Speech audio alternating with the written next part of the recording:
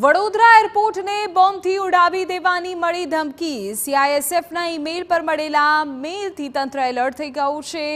Email થકી એરપોર્ટને ઉડાવી દેવાની ધમકી આપવામાં આવી છે। હરણી પોલીસ સ્ટેશન ખાતે આ મામલે ફરિયાદ નોંધવામાં આવી છે। ધમકી આપનાર શખ્સને શોધી કાઢવાની પોલીસની કવાયત।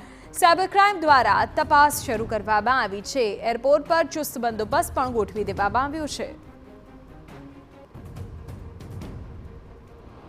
વડોદરા શહેરમાં એક તરફ નવરાત્રીની ધામધૂમથી ઉજવણી થઈ રહી છે તો બીજી તરફ વડોદરા એરપોર્ટને બોમ્બથી ઉડાવી દેવાની સીઆઈએસએફના ઈમેલ આઈડી પર ધમકી મળી હતી। મહત્વની છે કે જેવી રીતે એડ્રેસ પર ઈમેલ આવતાની સાથે જ એજન્સીઓ એક્શનમાં આવી ગઈ છે। બોમ્બ અને ડોગ સ્ક્વોડ દ્વારા ટર્મિનલ અંગે તપાસ પણ કરવામાં આવી હતી।